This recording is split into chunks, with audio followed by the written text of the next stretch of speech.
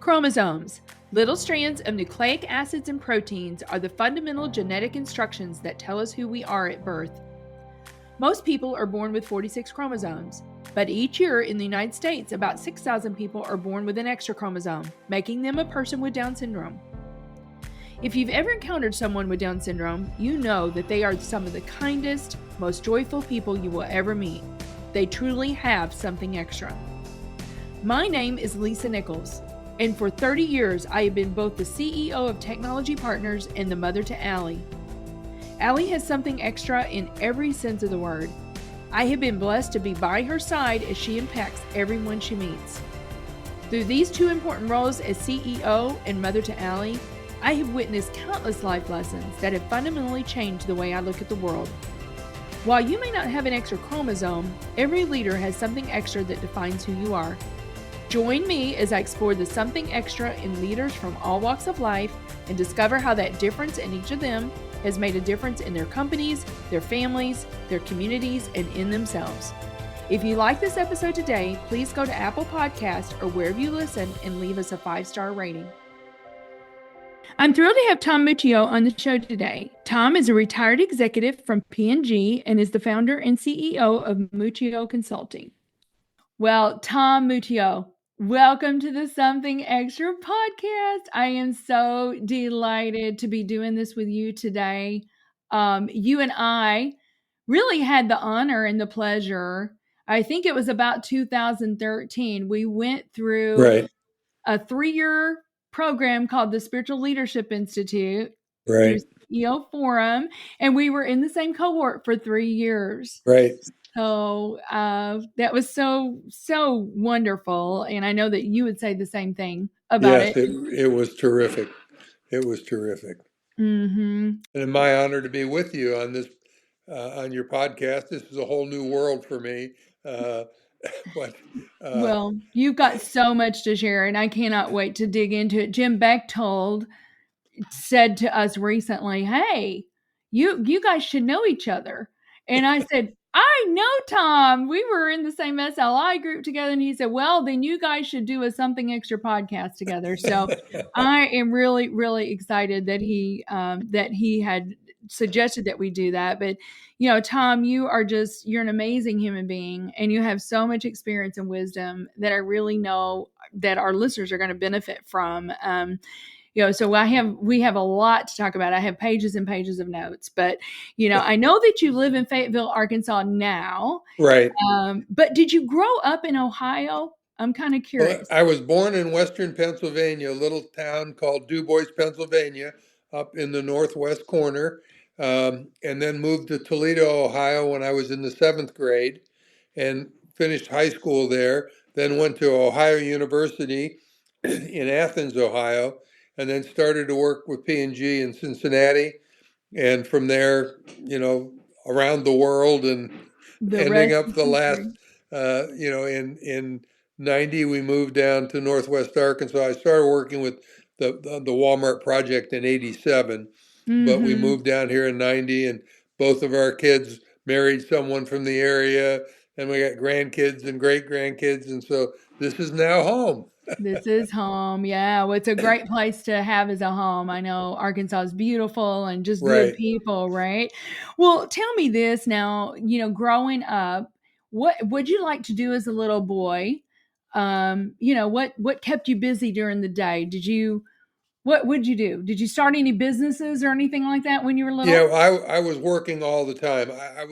I grew up in a lower middle class family. We didn't have very much money. My grandparents didn't have very much money. They were immigrants from Italy, and so I looked around and said, I don't want to be poor. And so one of my big motivations was, how do I not be poor? So I did anything. I had paper routes from the 4th grade through high school. I pumped gas. I dug ditches. I would spread. Anybody in the neighborhood had anything they needed done, grass cut. A load of topsoil put in. I mean, I'd do anything. Babysit at night. But because I had discovered girls in high school, and unless I had the money, I was going to dress like a goober and not be able to do much. So Oh, I love that. Well, I'm just thinking as you're talking, you were resourceful for one thing, right? Finding all right, these different kinds of jobs. The other thing, Tom, and I know that you worked so hard when you started, and we'll talk about P&G, but you definitely learned the value of hard work right, as a young child, right? You weren't entitled. I absolutely, mean, you knew you had to put in the effort and the elbow yep. grease, right? Yeah, did that, but also knew the power of a smile and a kind word because, when I was a paper boy, I would sell anything Christmas cards, Cloverine brand set. I Because these people liked me, and I was one of the paper boys that would put the paper between the screen door and the not so all you had to do was open your door and there was your paper. Yeah, so you went the extra mile. Yes. You just didn't throw it into the yard. No, no, no. That's awesome. Well, see, I think some of those tenets that you learned as a young boy probably carry through. But you did talk about going to Ohio University. I want to talk to you about that offline uh, Right, when because I know somebody from Athens. You received a bachelor in government communication and organizational behavior. I know that you turned down, I think you had an opportunity to go to Harvard right, Business School, and you turned that down to go to P&G. right. Did you know about P&G, Procter& Gamble, when you were a little boy, Tom? And was that ever like a dream to work for Procter& Gamble? No, I didn't. My father was a sales rep for Del Monte, so I understood the grocery business and I understood the products of P&G, and but I didn't really know anything about the company. And I was on campus, and P&G goes into a campus, and they talk to coaches and teachers and people, and they say, if you were going to start a company, who would you hire out of the senior class? Well, I got this guy called me on the phone. I said, "Hey, I'm really interested. I'm going to Harvard." Um, he said, "I got a son about your age. You're always up for a good steak. How about if I take you out for dinner?" So I said, "Okay, but I just want to make you know that I'm not interested." And at the end of dinner, he said, Well, it'll make me feel a lot better to write off this dinner if you'll let me just tell you a little bit about P&G." So Mhm. I listened and thanked him. And then the next week, he called me on the phone and said, "Have you ever been to St. Louis?" I said, "No." He said, "Would you like to go to St. Louis?" I said, What's going on here?" He said, "We have what we call a recruiting conference where we bring people together. They get to meet a lot of the senior management and the division and interact with other people that we're recruiting. Would you like to do that?" And I said, would you think it might help me get a summer job with the company? Because I could use a summer job in Boston. He said, "We don't normally do summer jobs, but the people will be there that could make that happen." So I drove from Athens to Cincinnati. We flew out to St. Louis, had dinner at Tony's on the Hill. Yes. Yes. Well, that was a big time event. The Uh, hill is awesome. Yes. Mhm. and And so at the end of the day, they offered me a job, and I had to put down. They said, "What do you expect to make?" And I put a number down. Well, the only number I knew was what my dad was making, and they Mhm. offered me the job. And then when I didn't get any aid I was getting married right after college, and when I didn't get any aid from Harvard, I did the comparison. I'm going to end up with a whole bunch of debt, or I can get this job that makes what my dad's making already, and I get a company car. So uh, I convinced myself that that was the right move. And Mhm. my wife would always tease me. She said, "You didn't want to go for the education anyhow. You just wanted to go for the name." And I said, "Okay, you were right, but you don't have to keep rubbing it in." Right.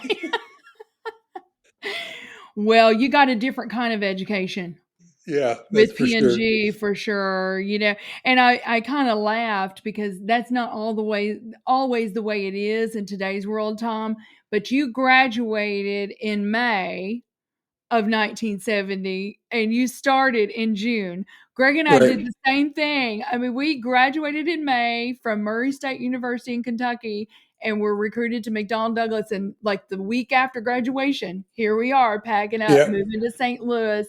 Yeah. Well, another thing you need to know is, you know who my advisor was at Ohio University? Ken Blanchard.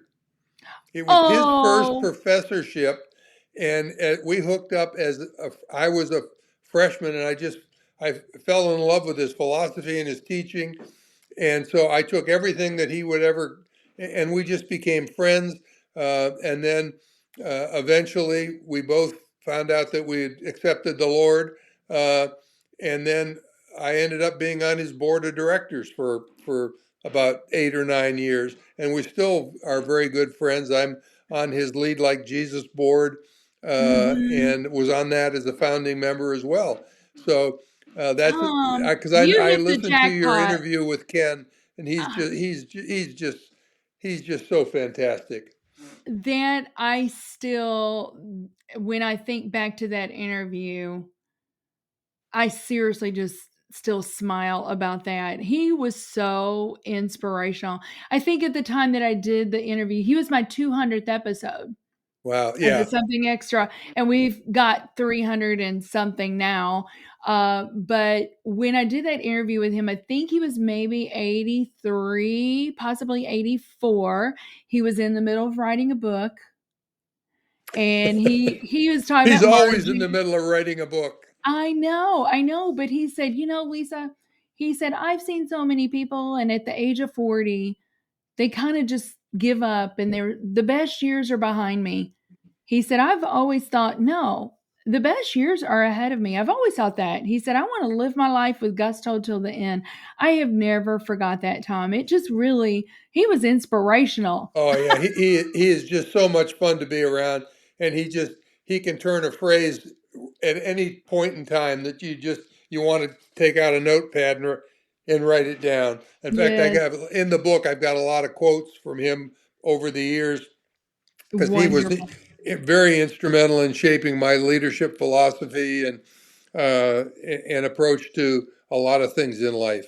Well, there you go. See, you read my mind because later on I was going to ask you, Tom, is there a person that has really shaped you, a mentor that has shaped you, and what did they teach you? So you're already alluding to that. So I mean, let me go in and ask you. I mean, it's Ken Blanchard. What were some of the things that maybe even a phrase that he said to you, Tom, that you still repeat? Well, one of the things is he talks about servant leaderships don't think less of themselves; they just think of themselves less. And that's a good one to think about. And then I love his when he does his imitation between ducks and eagles, where you go into some place and there this is our policy, and he'll go quack quack quack quack, and uh, just to demonstrate that lack of leadership, Mm-hmm. and of course his famous ego edging God out, uh, and Mm, yeah. And boy. my favorite one though is remember the cattle aren't or the sheep aren't there for the benefit of the shepherd. Oh, That's that's good. The powerful. shepherd is there for the benefit of the sheep and to And serve the sheep. so many leaders use the people in their organization for their own benefit. And that one's Mhm, really been instrumental in my thinking, uh, and and trying to put that into practice. And mhm, just as we're talking about this, you talked about people who had influenced you. One of the things that I did early on in my career, when I'd meet someone, I'd say, "Tell me the 5 people that influenced you the most." And people could just rattle them off. It was a teacher, a coach, a parent, an uncle. So, I mean, they could just tell you that. So then I said, because I was always trying to be influential, and I said to mhm. myself, cracking the top 5 is going to be very hard. Maybe I'll just shoot for 6 through 10. So my objective has been as many people as I can. I want to be, when they say who are the top 10 who influenced Mhm, you, I mhm. can't make the top 5 maybe, but maybe I'll get in that 6 through 10. Mm. Well, Tom, I feel like you just have like read my mind this whole podcast because here's what I want to talk about. I mean, you clearly were and are a well-respected leader. I'm going to read just a few things to you, and obviously you did not ask me to do this, and you wouldn't want any kind of accolades here, but I'm going to read just a few things that people have said about you. Most talented customer sales strategist on the planet. Crazy. We talked about collaboration before. Probably the most creative collaborator from sourcing and manufacturing through supply chain to customer experience and satisfaction. I love this one. Listen to this. Tom was a true visionary servant leader, had a profound positive impact on my career development at P&G. No manager that I ever worked for helped develop my leadership skills like Tom Muccio. Tom challenged me throughout my career when I started in 1988 by joining the Walmart team, and then he sent me to Cincinnati to work in brand management. Here's another one. Tom is a leader who possesses an extraordinary mixture of IQ and EQ. This enables him to generate loyalty, camaraderie, and productivity from his team and the organization. He's a brilliant visionary leader. Listen to this one. Tom is an outstanding coach and mentor, one of only two leaders at P&G who created the space for me to flourish, contribute fully, and grow. Tom's passion for business, I love this one. Tom's passion for business is only surpassed by his love for people. He's a gifted teacher and strategist, reaching consumers, perhaps most importantly, partnering with key retailers. I mean, Tom, you are going to be named in that top 10 and possibly even the top 5. Seriously, I mean, how many people, talked about how influential you were and instrumental you were in their career. So I think, yeah, I think you definitely are going to be in that top 10. Well, I hope I'm in a few, uh, and I've lived an unbelievably blessed life, and so I just always keep pinching myself, saying, how could I be so fortunate to get to do the things I got to do? Uh, I mean, I worked with Mhm. like 5 or 6 CEOs at P&G closely, 4 at Walmart closely. I mean, day to day kind of stuff, and Mhm. then had the resources of both of those companies to draw on. Uh, 2 unbelievably successful companies, even when we started to work together. Yes. And then I had my own little skunks work of team that we could take the best of both of those cultures and put them together. Uh, you just don't get the chance to do that. I mean, Mm, it's incredible. right. We live in the greatest nation. America is the land of opportunity, right? And Yes. it doesn't really matter. One of my favorite C.S. Lewis quotes is, "It doesn't really matter where you start. You can change where you end up." And Yeah. I love that. Well, your last role. So I think I counted up. You were at least 33 years, maybe 35 years at P&G. I counted up. You had 16 different roles while you were there, Tom. But your last role was president of the global customer teams and global Walmart team. And I want to dig into that. I mean, I know that you took that relationship to new heights. It went from a $350 million relationship to an 8 billion with a B relationship. It's crazy. But I want to talk to you a little bit about P&G because I cannot tell you how many leaders I have had on the podcast from Procter and Gamble. And I'm like, what is the deal with Procter and Gamble? These are the most amazing. In fact, I read a quote somewhere that it said P&G's generated more leaders than just about any other organization in the world. It's a leader making machine. What do you say about that, Tom? And how in the world does that happen? How do they do it? Well, there's a number of things. First of all, they really spend an inordinate amount of time recruiting the right kind of talent, uh, and in each of the functions. And then because it's a promote from within company, there's a lot of continuity, and continuity allows you to grow and broaden and you know that everybody you ever work for has had your job, or something that's similar. Mm-hmm. So and then it was the quality of the people, the quality of the values of the company, what they stood for, in excellence. I mean, we were drummed in day and day, do the right thing, do the right thing, do the right Mm-hmm. thing, and and and they did not reward people that cut corners. So Right. uh, and then the downside for me was we were so good functionally that we were blind in some respects when we looked at trying to bring the company to the customer. Our Mm-hmm. strengths were we were very good at identifying, doing the research, what products do people want? Where are there gaps in what people want? Then we were terrific at inventing top tier products, the best that you could do in that. And then we were the number one TV advertiser, so we created marketing to create the demand, but we had a blind spot when it came to customers. They were kind of a necessary evil, and if they would just do what we told them to do, they would do Everybody fine be with our happy. product. Yeah, they'd be happy. They don't. In fact, I tell some stories. When you joined P&G with sales, the first thing they did was cut off your ears because that way you couldn't hear. All you could do was broadcast. Uh, That's funny. That is funny. Well, I know let's get into that. You began working on the P&G Walmart collaboration in 1987. You got to work with Sam Walton some, right? How did he yes. influence your leadership style, would you Oh, say, yeah. Tom? And tell me, are there things, just like you said with Kim Blanchard, are there things that Sam Walton said to you, taught you, Tom, that you still quote and remember today? Yes, well, he actually captured the concept we were trying to get to. He said he was very frustrated with dealing with P&G and all its suppliers, but we were the biggest one.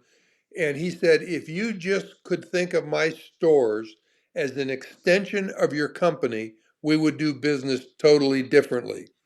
That's what then we then made the called it the one company operating model. Even though we Mhm. were two different companies, to the extent we were working together, we say, well, if we were one company, what would we do different? And it wasn't typically the P&G way or the Walmart way, but it was some third way. Uh, and I was fortunate enough I went store checking with him on three times with him on his airplane, uh, which because would fly his own airplane. Mhm. And first time we went up, you weren't supposed to take off until 6 o'clock. They didn't turn on the lights for the runway.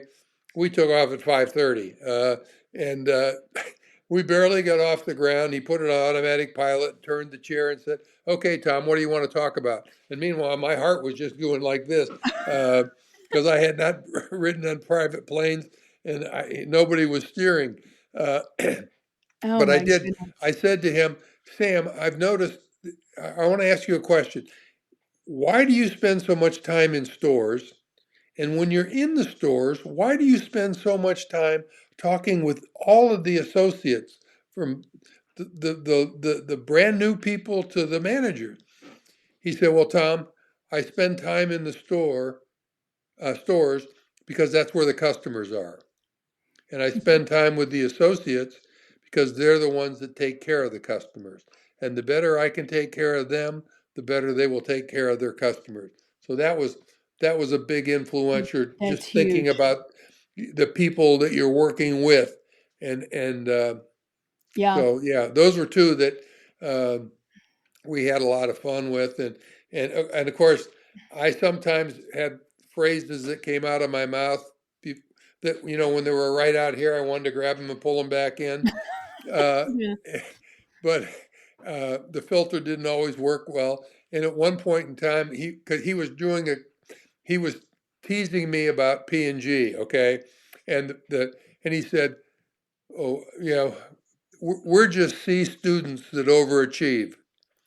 And I said, because he was making fun of all the MBAs and all Sure. of that at P&G. And I said, well, that's great, Sam, until the A students start overachieving. And that was one of those that I wished I could have pulled back, but he laughed and We said something laughed. like touche or I'm something. I don't sure. know. Yeah. Yeah. You know what I'm thinking about, Tom, though, as you talk about him spending time in the stores, it's what is it, the Japanese term, Gemba?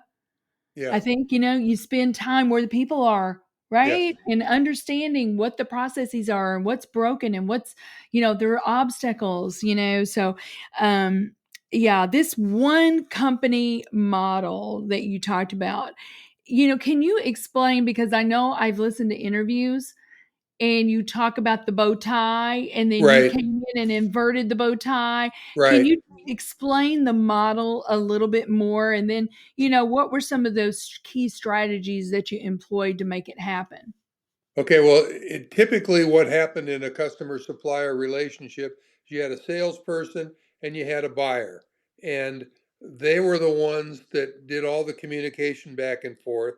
And you had all these resources in both companies that never were brought to bear on the relationship, or if they were if they came in the relationship, it was these are the two people that were the translators. So sometimes they didn't get the message right.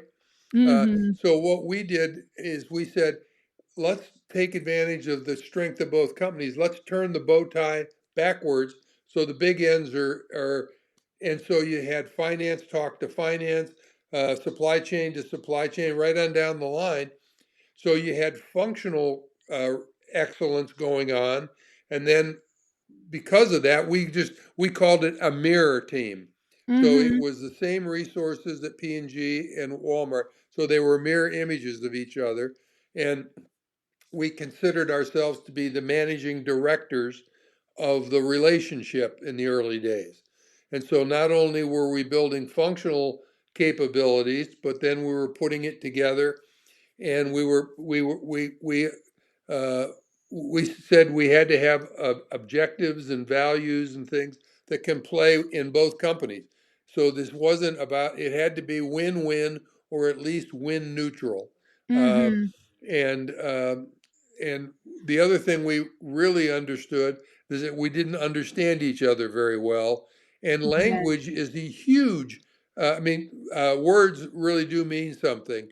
Uh, we used to call Walmart, they were an account. Our customers were accounts.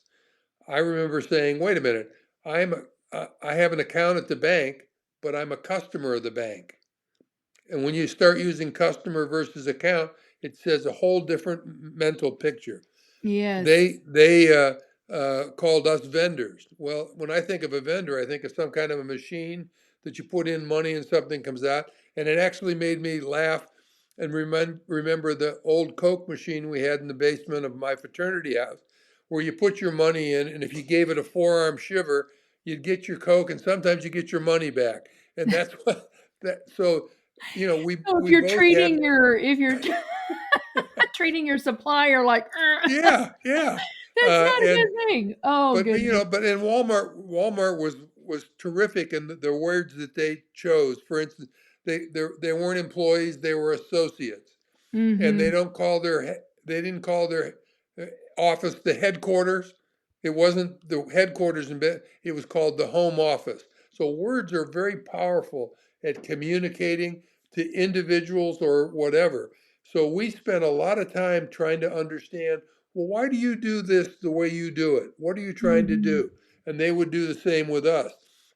And what we ended up establishing was two major principles. First one, let's talk about issues, not positions. You can tell me your policy, I'll tell you mine, but what was the issue that policy was trying to address? Mhm. And then the second question was, let's do what's right, not who's right. Let's not worry about who's right. Let's and so again, it was like peeling an onion. You'd see something on the surface and you say, well, that doesn't make sense. And then you'd understand as they peeled the onion. And then a lot of times the big opportunities were two or three layers in to peeling and understanding. Uh, Mhm.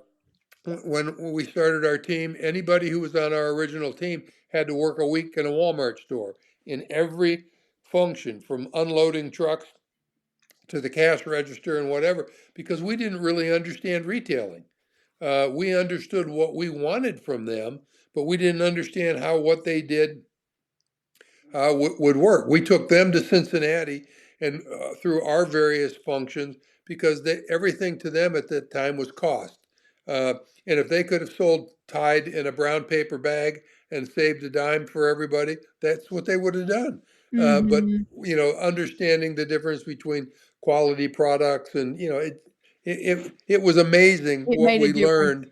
Uh, Mm-hmm. and then obviously the more you understand reality, the easier it is to fix whatever it is that needs to be fixed. Yeah, there's so much wisdom there. So much wisdom, Tom. And I mean, listen, that concept still stands true today in Right, any industry, right? Not right, just in consumer packaged goods or right, retail, I mean, in any industry. And so as I was kind of reading through some of the things, I put that down, I circled it. I said, the key difference is a deep understanding of both sides. That's the key difference. That's why it worked. And P&G became Walmart's number one partner. right. I don't, what did they call you guys? Not vendors, but what did they call you? Suppliers, Now, partners? yes, Yeah. So, well, I tell you what, I've got so much more I want to talk about here, Tom, but we do need to take a quick break, and we'll be right back with Tom Muccio on the Something Extra podcast. In business, the tendency is to seek out partners who are bigger, faster, stronger. When it comes to IT, you should be looking for smarter, faster, better. That's just what you'll find with the talented technologists at Technology Partners. Our experts develop custom solutions to tackle your most complex challenges, all to simplify your processes in the smartest, most efficient way possible. The time to be swift and nimble starts now. Go to technologypartners.net/solutions and see what's possible. Well, welcome back, everyone, to the Something Extra podcast with my friend Tom Muccio. This has been so much fun, Tom. I feel like I've been a mentee for the last few minutes here. You just have so much wisdom. But Tom, I think you're famous for saying, let's invent the future. And I actually love that because I feel like it gives puts the power back into the hands of the organization. I mean, we truly can create what we want to see, right? But it takes a right, lot of vision. And the other thing I was thinking, if we're going to create the future or invent the future, it's going to take vision, but it probably also takes letting go of some sacred cows. Some yes, sacred cows. This is the way we've always done things. And I think like willingness to change is hard. And I know that I read somewhere where you said one of your greatest challenges with this whole one company model and this new way of thinking was the resistance to change. right, How did you manage your way through that? And then what I'd love for you to do, because I know, I mean, especially we always talk with technology, the one thing we can count on is change. right. But, what would you say to those leaders right now that are facing this resistance to change? I mean, how do you lead through that? Well, one of the things which we did internally with Walmart and on our team and inside P&G was we tried to be very transparent. So when we would come up with a suggestion or an idea, we would invite push back any way you want to. The only thing I would ask is once you push back or request more information, if we answer that, then you go away with that. You don't need to keep one being Johnny One Note. Right. And so I would get pretty cranky if people did that. Uh, but that then allowed, you know, we wanted to do the best thing. So if we needed more information for someone to be a supporter, then the other thing we did was a lot of testing. I'm a big believer in testing because that de-risks any kind of idea. You can do something on a smaller scale, Yes. but the key, absolute key, is you have to have what are the success criterias, and you have to write them down. So we would test something and we'd say, for this to be expanded, what does it have to look like for Walmart? what does it have to look like for P&G? Because otherwise you can fall in love with your own ideas, or you come up with new hurdles. So we did a lot of things and the beauty of testing is you could have a lot of things being tested at one time, and then when you expanded the ones that were working, you knew exactly um, what the what the investment was going to be from a time, money, whatever. So you knew your ROI. So it was Yes. real easy then to then scale it. Then it was just a question: how do we scale it up intelligently? But it wasn't a question of, is it going to work or isn't it going to work? And so that was one of the reasons we got so many breakthroughs, um, in the Mm-hmm. relationship. Mm-hmm. Oh, that's really good. That's really good. Well, I want to briefly talk about, because you've written a book called Collaborative Disruption, and I love the subtitle of this. I'm going to read the subtitle: The Walmart and P&G Partnership That Changed Retail Forever. What a great subtitle. I mean, who would not want to buy that, Tom? Everybody's going to want to buy that. But what motivated you to write the book, and what message do you hope readers take from it? Well, it's interesting because when I retired from P&G to do other things in 2003, people said, you need to write the story. You need to write the story. And I tried 2 or 3 times, but I didn't have an administrative assistant at the time. And the dictation equipment, which I was really good on the dictation, that went away. And so I did outlines. I tried to write stories and whatever. And it would get hard, and then something else would come up. Mm-hmm. And John Pepper, who was the CEO of P&G, who actually did the foreword for the book, continued to call me and say, Tom, you're one of the only living people uh, who know the whole story. And if you don't record the story, there'll be a gap in P&G and Walmart where we are today versus where we were. And you can't get where we are today without putting that puzzle piece in. And so then 2 or 3 of the folks that were on the original team, he was influencing them as well, and they said, "Okay, we're going to drag you across the finish line." So I had this, You had a this team. Yes. yeah, that just Mm, forced me to do it, but it was fun because I'm the narrator of our story, yes. and so that's how we ended up doing it. Right. Well, and I agree. I agree. It's like there's a piece of history. It was radical what you guys did. And I And had 5 audiences in mind when I wrote the book. okay. First audience was senior executives in that they were leaving a lot on the table by not doing collaboration with their customers and their suppliers.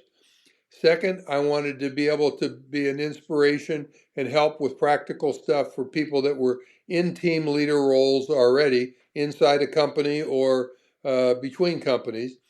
I wanted to have something in there for aspiring leaders to help them to grow. I wanted to appeal to business historians because again, people said, well, this to retailing was like and supplier relationship was like the assembly line was to Henry Ford. I mean, it's really a piece of business history. And Yes. then lastly, I wanted it to be a good, fun read. If someone picked it up in an airport or something and read it on a plane, that they would say, I enjoyed that. I liked the stories. And maybe I learned something as well, but it was an entertaining read. So those were the 5 things I was trying to get done in terms of the way I wrote it. Mhm. Yeah. Oh my goodness. I love it. And I think it's become a case study, for Harvard and some other universities, and will live on in perpetuity, which is really beautiful, Tom. Beautiful. Um so, let's talk about this. I think, and you had results. You talked about outcomes, and you talked about what success looked like, Right, and I mean, definitely this one company model. I think I had read something like P&G's grew their market share in right, 25 of 28 categories. right. improve profitability. I mean, this is not just these are not just words. I mean, there were real positive outcomes from what you guys did. Right. Yeah. Um, I think you said something like the ultimate goal was to create more value for the end Right. customer, which I absolutely agree with. Without that end customer, no one has a job, right, Tom? So Absolutely. And that's something that both companies could agree on. It was mhm. interesting because they referred to that person as the shopper, and we referred to it as the consumer. And they're not always the same person, because I might be the shopper for you who are going to be a consumer of a product, but there's close enough overlap. And one Sure. of our CEOs said, P&G, we've always been concerned with, does the product work the way we advertised it when you take it home and use the product? But he said, I've now, since the P&G Walmart team, I understand that's really the second moment of truth. The first moment of truth happens in store when someone's in front of a shelf trying to decide what to buy. And if you don't win the first moment of truth, you can't win the second moment of truth. So true. Wow. That's profound. That Yeah, is definitely profound. Well, you know what I love about what you said with P&G wanting to make sure the product performed as it was advertised. right. The word that just popped in my head, Tom, is integrity. Yes. It was so important to you guys to be known as an organization with integrity. But I totally agree with that CEO. If you don't win that first moment, they're never going to even see the integrity because they're not That's going to choose exactly your right. product. Exactly right. So that's profound. Um, well, okay, so you're the founder of Muccio Consulting. I think you still do that. I just Right. oh goodness, now I'm gonna lose her name. I was talking to a gal last week that told me that you had mentored her in their company. I want to say, oh, it's Cardone. Yes. Cardone. Yeah, So Christine. Christine, yes. And she mentioned your name, and I said, oh, I said I was in SLI with Tom. And then I think our friend, because I was thinking about that too, Tom, wasn't Kevin Crampton the Yes. CEO for a while Yes. of Cardone? So Yes. lots of connections there, lots of Yes. connections. But, what is your approach to helping organizations? So, like when you go into consult now, you've got this whole collaboration is the right way to go, and there's a better way to do it. What's your approach with them to help them with this collaborative growth? Well, the first thing I do is I want to have set up time with the C-suite and say to them, I want to do a relatively quick scan of your organization. Then I want to meet with you, and then I think of that as like a doctor who's doing a diagnostic before prescribing. And what I typically will do is talk with people in different levels in all the different functions, and I'll ask them questions such as, if there's one or two things that could be changed in your job, what would you do and what would be the benefit? Well, what opportunities are you missing? What pain points are you suffering? And you'd get a feeling of that. Mhm. And then I'd sit down with the senior executives and say, here's where I think I can be helpful to you, but you're going to have to do a couple of things. I want a person in your organization who's highly respected, who will be leading this on an ongoing basis, because I want to mentor them. I will help guide them and whatever, but I'm not going to be here forever. So, Mhm. but you need to be really willing to commit, because as the senior executives, they do, they control a bunch of R's. They control resources. They control resistance to change. They can control rewards. They can control the amount of rope that people get. So there's a lot of things like that. And Mhm. if you don't, developing something that's going to really work well is an integration of a lot of different things. In fact, one of the things that I encourage when I go into a company, or I go in to speak to a team or something, say, you know what you ought to do? Get a team photo, then send it away and have a puzzle made out of it. and give everybody the box with the puzzle pieces inside to set on their desk so they can see what it looks like when it's put together and realize that all of you are pieces of the puzzle that need to fit together in order to make that picture come to life. That is a beautiful visual. And What I a think, and great it really visual. does, and it also helps from a leader's point of view. You understand that while you may be important, you're only one piece of the puzzle.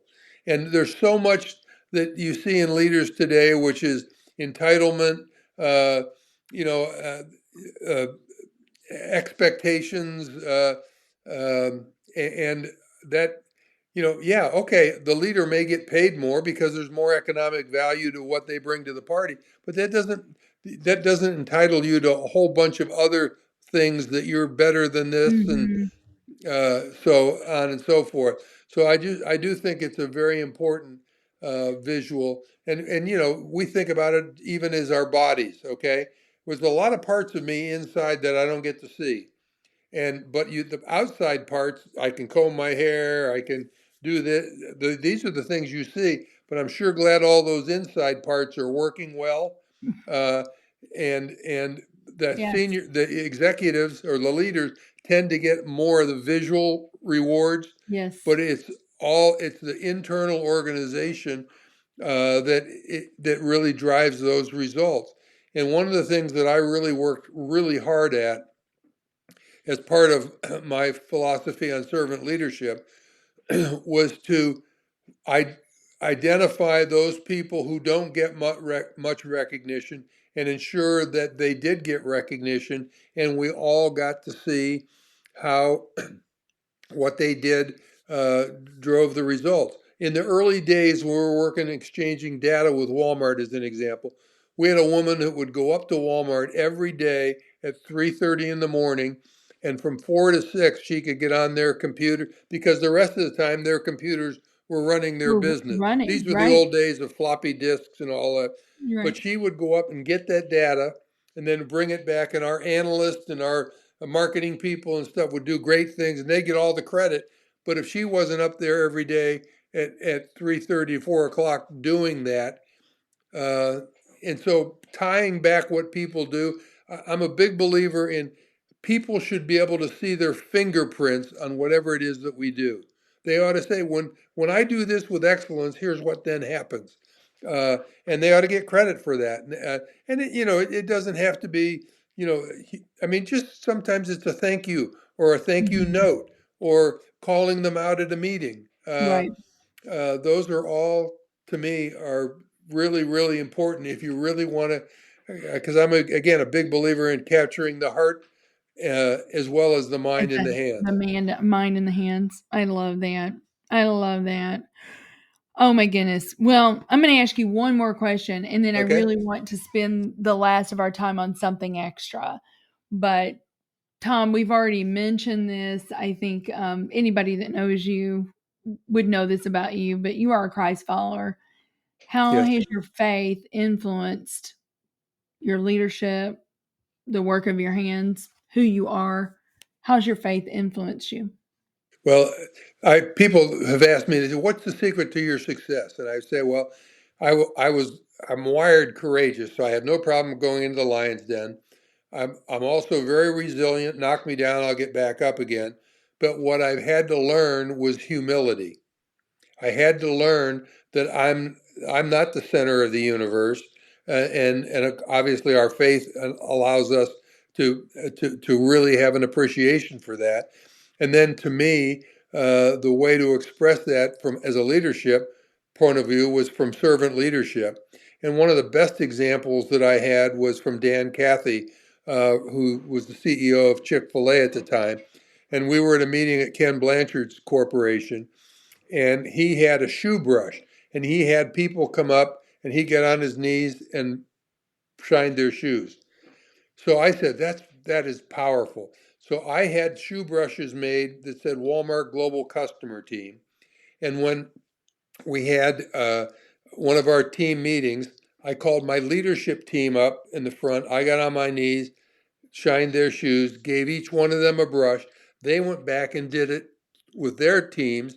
Then we gave everybody a brush because each different people had other people in the team that they had done great things for them, and then we all kept those in our desk to remind ourselves Right. as well that together we're a lot bigger than any one of us or any couple of us, and so that's been and I also have tried and want to try to live my life intentionally as opposed to just random and whatever. That's why I said I wanted to be in the 6 through 10 influential. I want to care about people. I want to help them grow. I want to help them achieve what they want to have in their life.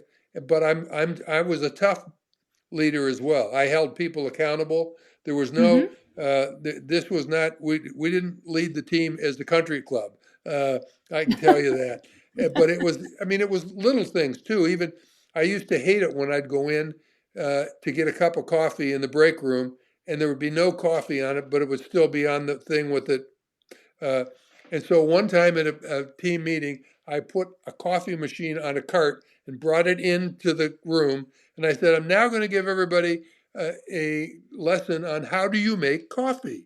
And so I did that. And then I had someone else come up and I said, now that everybody knows how to do that, I never want to see an empty pot in the break room again. So I had a lot of fun Yes. doing those kind of things, but they were always with a point in mind. Yes. Oh my goodness. Well, as you're talking, Tom, I'm just thinking these activities to drive home principles are things that people will go their whole life and never forget.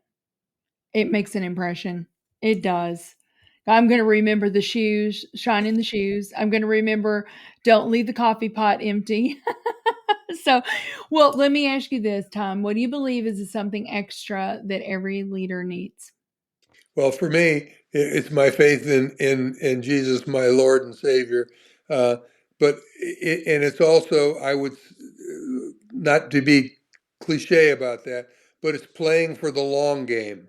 It's thinking there's so much that you can get caught up in the short term and whatever, and success can make you blind to Mm. reality. And it drives your ego, it drives pride. I don't know whether it was, I think Ken may have said, pride has I right in the middle. And Yeah. and then it drives entitlement and elevated opinion of yourself. The Bible clearly says, don't think more highly of yourself than you ought. It doesn't say you shouldn't think highly of yourself, Mhm. but so to me, it all gets packaged in a long game, uh, and having your own personal vision of what do you want people to at the end of the day to be able to, what do you want to be known for? And Kind of so some of starting the with the things ends you in read, mind. initially, those Mhm. were things that I wanted people to be able to say about me, that I Mhm. did care, that I did invest in them, that I did hold them accountable, that I did, like the coach that makes you run laps. Sometimes it's not just even parenting. I believe as a leader in parenting an organization with the same mindset that I did my children. When I wanted the best for them, but you had to take them along. My son was a great kid, but I didn't give him the keys to a car when he was 13. Not because I didn't think he would ever drive. He just Mhm. wasn't capable at that point in time of driving. And that's the same way in an organization. You have people who have potential and you got to help them reach their potential, but you obviously have to be honest with them, candid, Mm. as you're going along. Well, you need this skill in Yes, order to be able to do this, or you're going to yes. have to, you can't do this and expect to get this result. It just doesn't work. You know, yeah, uh, I had a friend one time, Pat Asp, and she said, just because I was soft in heart doesn't mean I was light in hand. And it's that whole loving people, but holding them accountable. Yes, And I just think, you probably know him too, Tom, but Patrick Lencioni was yes, the yes. 300th episode, right, of Something Extra. And he said when they go into organizations, the thing that they see that is most lacking our accountability systems. And he said, so many times we think, oh, well, we don't want to upset that person, or we don't want them to feel badly about themselves or whatnot. And he said, really and truly, he goes, it is more unloving not to tell that person. If you That's right. really care about somebody and you care about their growth, you don't want them to stay where they are. Right. Well, and Ken Blanchard, one of the books that I would give every person who was in their first level management job would be the 1 Minute Manager. Mm-hmm. And the 3 principles of clear, specific, timely goals. So what am I supposed to be doing? So on and so forth. Then the 1 minute praising and the 1 minute redirection. And that's the accountability. It's easy to either not hold someone accountable or even, do puffery. But that doesn't help. That doesn't help them. Right. I want someone to be able to tell me that the road that I'm on, the bridge is up ahead, so that I can take a different course. Yes, exactly. Well, oh my goodness, Tom, I have absolutely loved every minute with you here, and I just appreciate you making the time. I just know that your wisdom, I know that it's going to help our listeners, and I would tell our listeners, go get collaborative disruption. If you really want to learn how to take your organization or your life to the next level. Let's figure out how to collaborate in the best way. And so, Tom, thanks so much. I appreciate you, my friend. Well, my honor, and best to you and Greg. You guys are terrific people and great role models for lots and lots of people. And your fingerprints are on a lot of lives, I can promise you. Well, thank you for that. Thank you for listening to today's show. Something Extra with Lisa Nichols is a Technology Partners production. Copyright Technology Partners, Inc. 2019. For show notes or to reach Lisa, visit tpi.co/podcast. Don't forget to leave a review on Apple Podcasts, Google Play, or wherever you listen.